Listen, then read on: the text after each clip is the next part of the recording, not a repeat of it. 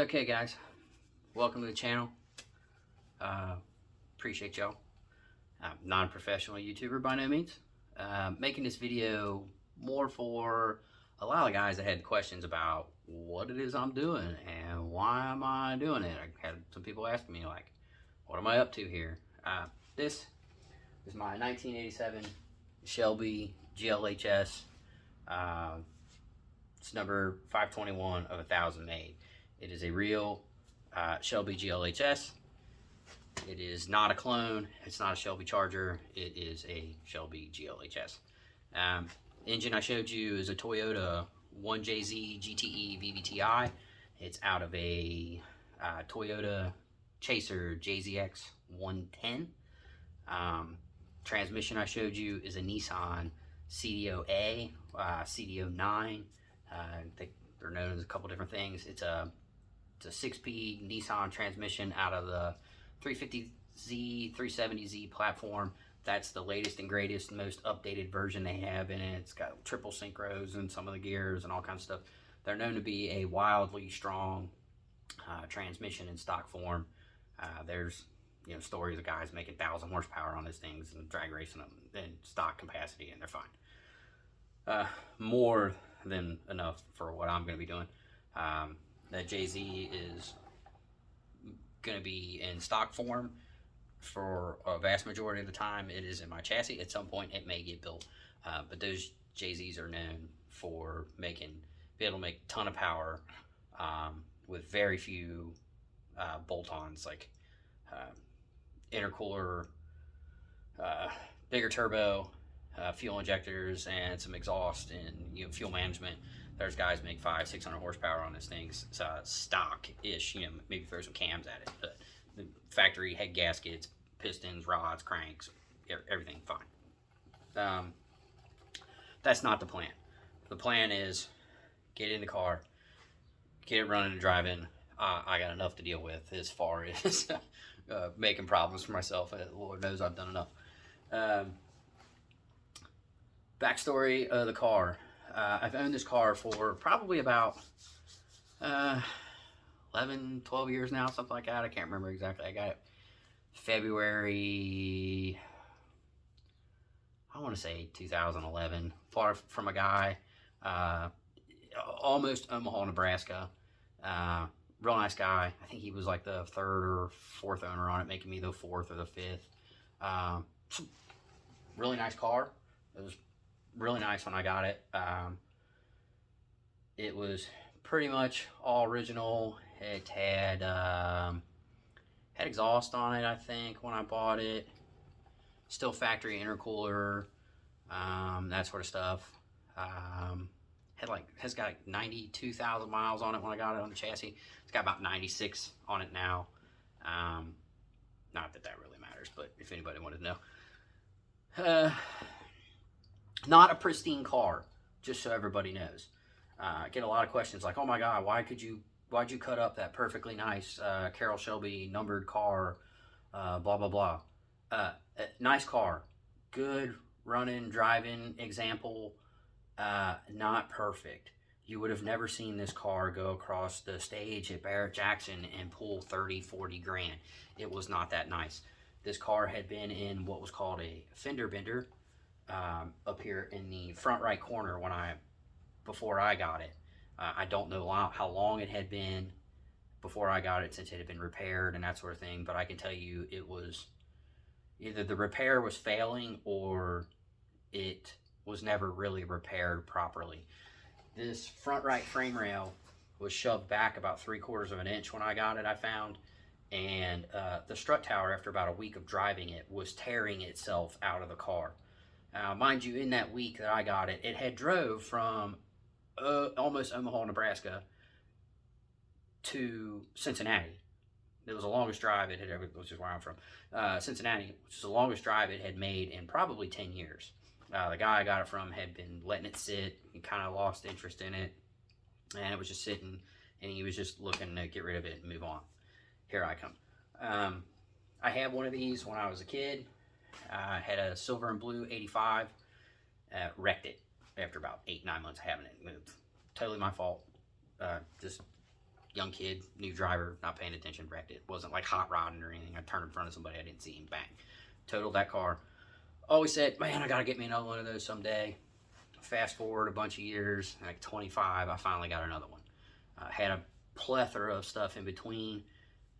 Built mini trucks, hydraulic cars. I was real big into like road course racing and autocrossing and stuff like that with some imports. When a bunch of guys I used to run around with kind of got me into imports and stuff like that. Did a bunch of that. And then got into like just building nice, like clean, fun, fast-ish street cars. Nothing crazy, just like Hondas and stuff like that. I would always like, man, I gotta get me another Shelby Charger. Ended up finding one. Had every intention of making it like my silver and blue one that I had originally. Talking to a buddy of mine who's real big into him, he was like, you don't, what you're telling me that you want to do to it and stuff, he's like, you don't want a Shelby Charger, you want a GLHS. And I was like, what the heck is a GLHS? So he told me, and I was like, yeah, you're right, that's what I want a GLHS. So I found this one, bam, here it is. Fixed it up. It was L body, so floor pans were gone in it.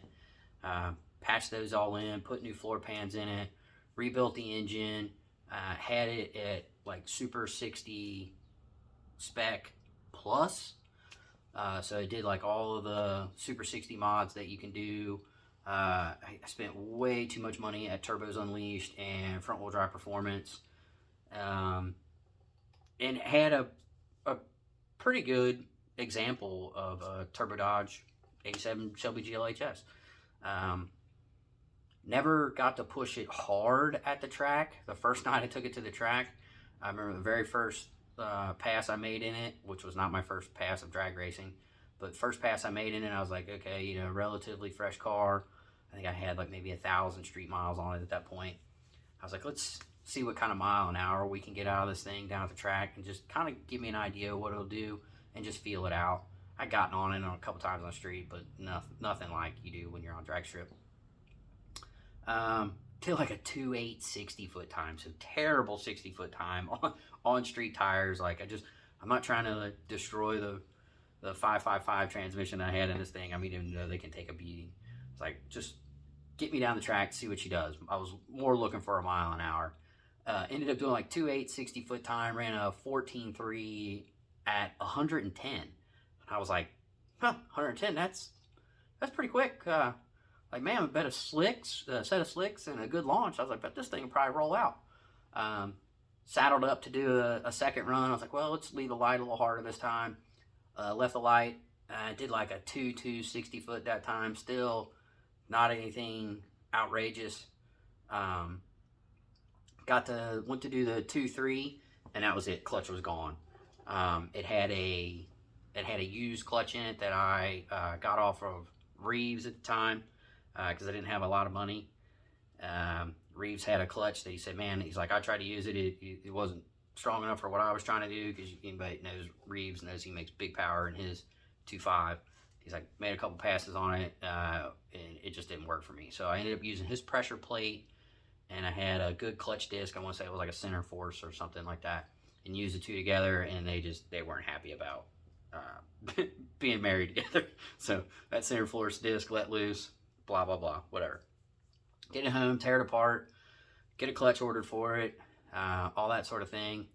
I actually ended up breaking the back ear off of the 2.2 block, trying to get the clutch and transmission and all that stuff settled up together one night at like 2 o'clock in the morning, trying to do it by myself. And I broke the ear off the block, doing what they tell you not to do. You know, you don't use your bell housing bolts to try and, you know, get the transmission on that last little bit, which is what I was trying to do, and I broke the block, whatever. Okay, so build a new block for it, running, driving, great, all back together. Transmission's leaking like a pig because I screwed up the input shaft seal, I guess, when I was misaligned the transmission.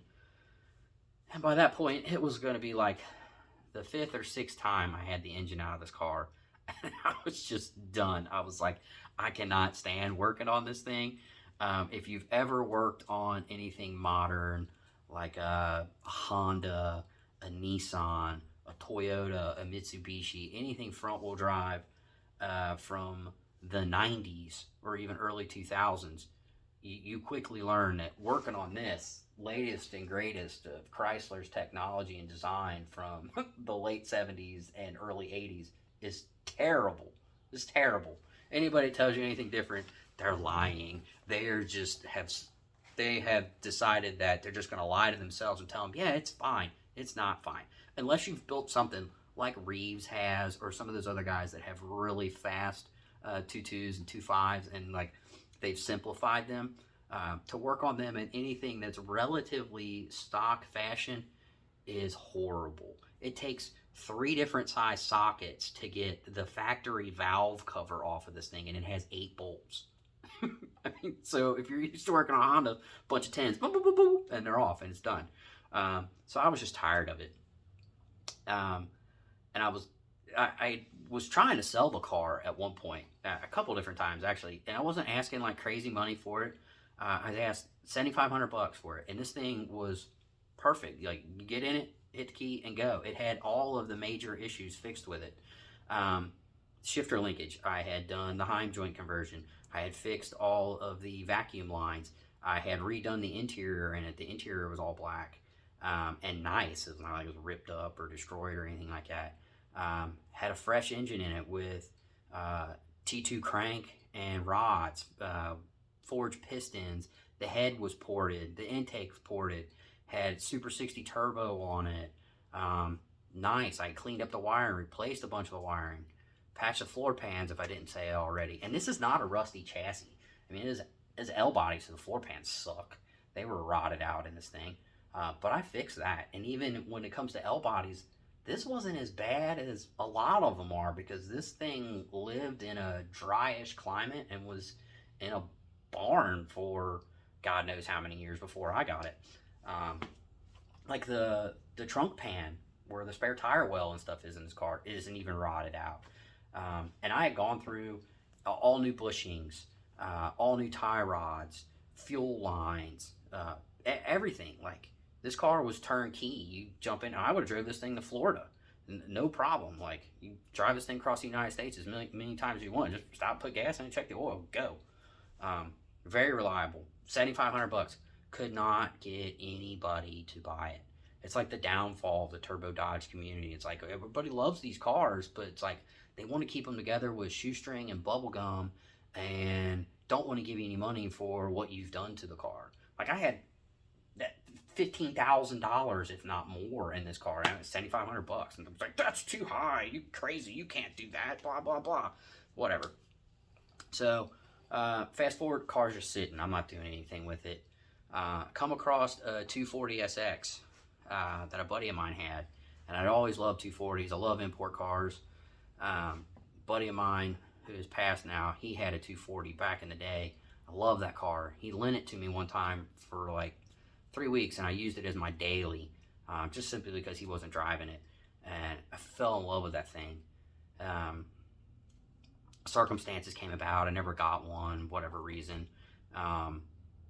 This opportunity came up to own one, and they're getting to be so hard to find today. And like a nice, clean example, something that hasn't been turned into a drift car and just trashed by some 22-year-old kid that's, you know, seen Initial D too many times and thinks he's a pro drifter.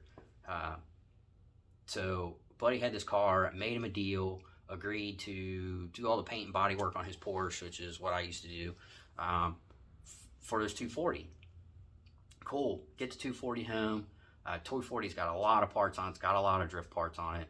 Somebody was using it as a drift car, but like the quarters hadn't been bashed in yet or anything else like that. Whoever's using it to drift, either A, wasn't going that hard, or B, they actually knew what they were doing. So the car wasn't totally tore up from drifting, but it was rusty, like really, really rusty. As much metal work as I'm doing to this thing, making it rear-wheel drive, I would have had to do metal work in that thing and doing rust repair. And you ask any body man, They hate doing rust repair. It's just terrible. It's like you open up a can of worms inside a can of worms inside a can of worms. It's terrible. It's just never ending. And once you start, you feel like if you don't eliminate all the rust totally from the car, why have you bothered to repair any of it? Because you know it's just going to creep back up someplace else. So, hanging out, watching too many car videos on YouTube and stuff like that. Probably watched too much Jimmy Oaks when they were building the Sonda, which is a really cool build. If none of you guys have ever seen that, go check it out. It's Jimmy Oaks on YouTube. And he's got a car, they call it the Sonda. They took I want to say it's like a 2000 Honda Civic 4-door, and basically kind of did what I'm doing. They used all 240 stuff underneath it, and they even used the drive line from a 240, and they married it to this, what was a front-wheel drive Honda Civic, and it did a really good job. And although they didn't quite go the fabricating route that I'm going, like they didn't make a tube chassis and stuff like that for it, they did a really good job with that car. So if you want to watch something cool on YouTube, a couple of young guys getting after it, him and his buddy Brian, they did a heck of a job on that car. Kind of the inspiration for this. The other inspiration is my wife. Her dream car was a Celica Supra 85. Her mom had a Celica when she was growing up. She's a big car girl, and she's like, I've just always loved those. I mean, I remember talking to her about cars the night I met her. She's like, I've always liked those 85 Toyota Celicas. And I wasn't a big Toyota guy. I was a Honda guy. And I was like, yeah, those are cool. You know, pop-up headlights, that kind of stuff. Like, yeah, those are neat cars. Fast forward, you know, probably 7 or 8 years later, we're married and that sort of things. And she's still talking about, I really want one of those. Like, you know what, babe, you want one of those? We'll find you one, and we'll build you one of those. So, found her one. It's a pretty good car. Fixed it all up and everything. Like, the factory motor in it was shot. It was an automatic. My wife's like, I'm not driving an automatic. So started looking at engine swaps and like that sort of stuff that we can do for it. Hence how I came across the 1JZs. Found those. And this was way back in before the price hike and that sort of stuff. You could get I had a 1J with an engine and or a VVTi 1JZ engine, transmission, wiring harness, the whole bit. Out of a JZX 100, shipped to my house off eBay for like $4,200. You can't even touch a 1J VVTi for $4,200 nowadays, just the engine alone. So built that car for her, and just fell in love with the performance of that engine. I mean, they're so buttery smooth with the inline 6. It's a 2.5 liter turbo. I mean, it's everything us import guys love. Capable of making huge power on very minimal parts, and reliable. And I mean, it's a Toyota. So, got her car up and going. I was like, man, I love those things. Got to find me something I can put one of those in for myself. Got the 240. 240 ended up being a rusted out clap. Watched too much YouTube. Ta-da! Here we go. I know that makes a lot of the like purist Turbo Dodge guys mad, but this car was not perfect. It was a good, clean example, running, driving, something you wouldn't care to drive it across country, and it was capable of. But like if it got a scratch on it or something like that, it didn't matter. It wasn't perfect. It was a driver's car, and that's what I'm going to do with this thing. I'm going to drive it. So I'll show you guys around the car, show you what I've done. People that have questions, that sort of stuff, I'll try to answer them. If this video gets a lot of traction or whatever, I might make some more as I go along. I just kind of tell you guys my thought process on it. I am not a professional. This is the first car that I've ever built this far along.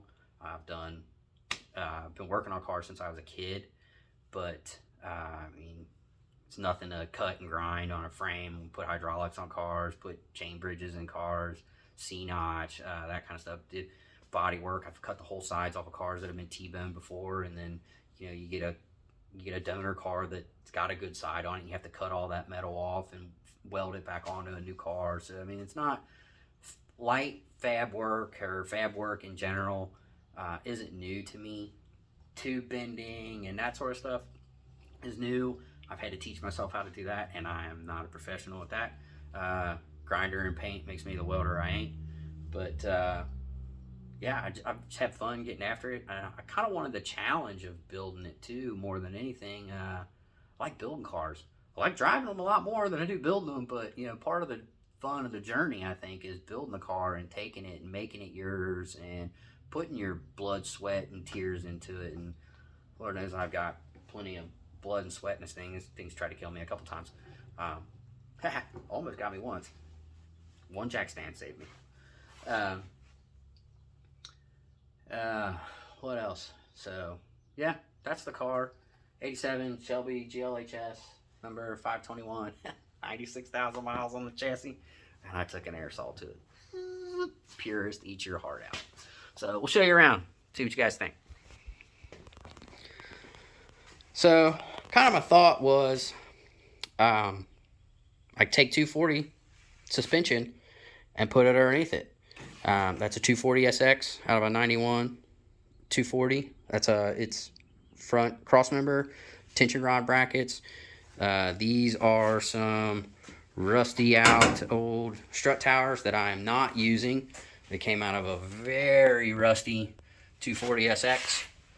I cut them out of a car that a guy was cutting up and getting rid of because it was smashed up in the rear. I had like the whole front frame rail sections and stuff.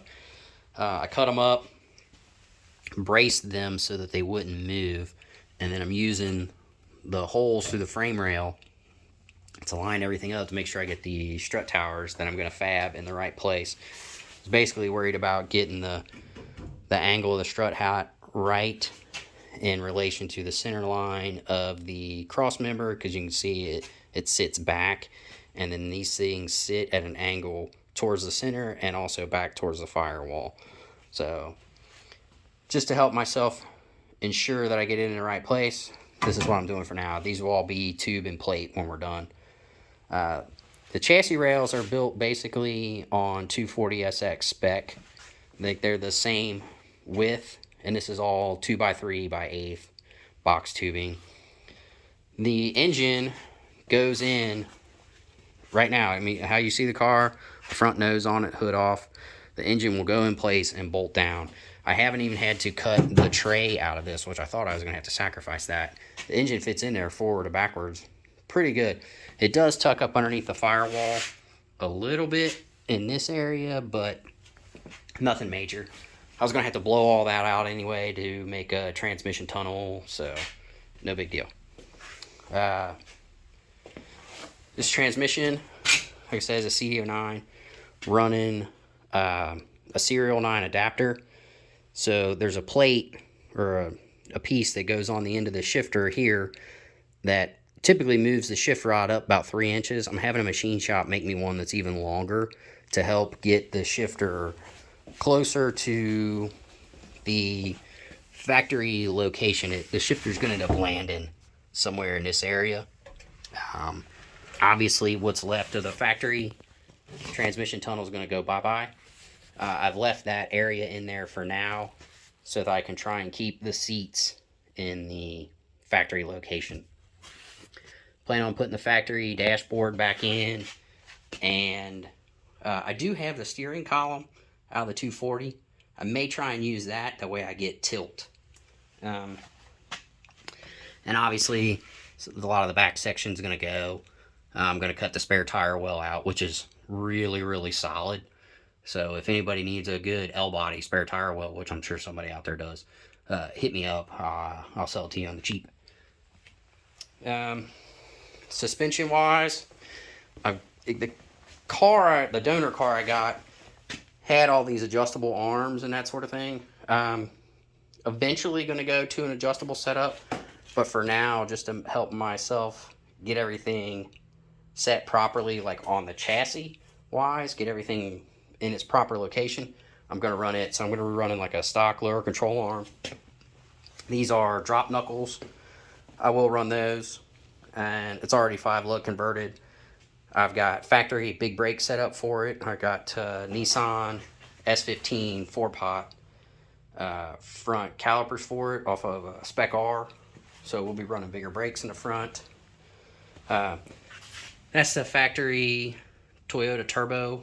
It is upgraded to the steel exhaust wheel, because in the 90s they were running like a ceramic exhaust wheel, and they're known to blow up at about 17 psi or higher.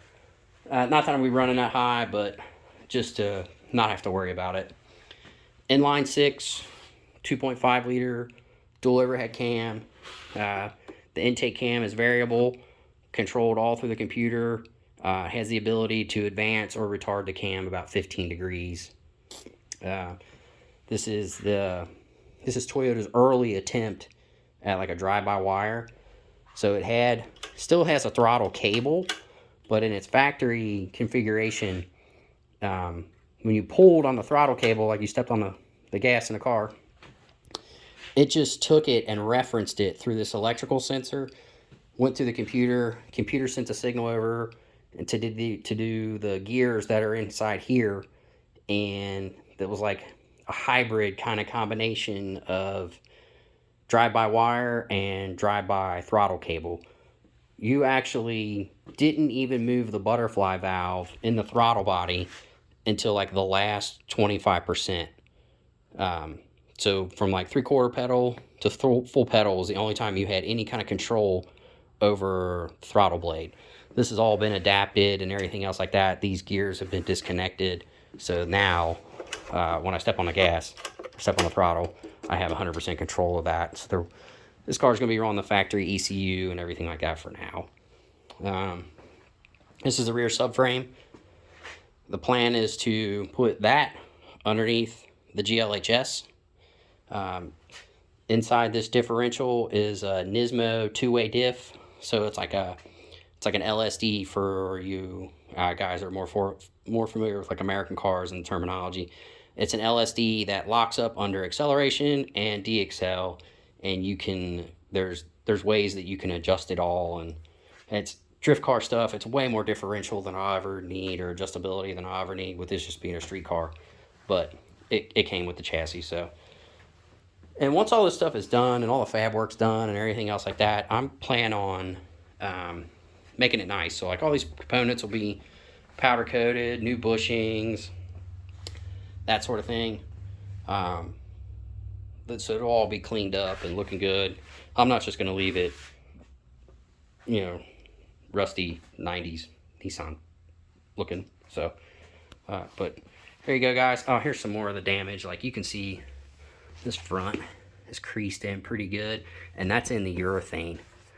That's from where it was hit. The firewall damage.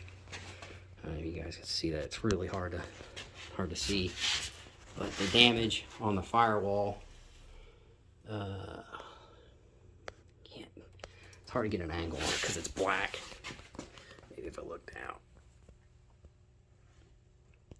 There you go. You can kind of see it there. You can kind of see how the firewall like dips out.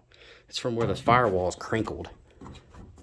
And that's from where the car got hit. I want to say it was hit in the front, kind of coming at it this way. It was hit, bent this factory frame rail up, tried to tear the strut tower out of it, shoved the factory rocker back towards the rear of the car, and then that's what crinkled the firewall. So she was hit pretty good, but remember, it was just a fender bender. And you guys can see some of the interior that I've left in. Like I said, I dyed all that black. Had a really nice headliner in it. Still does. Plan on putting all that back. Obviously all the seats and the rest of the interior are out for the fab process, but yeah, there it is.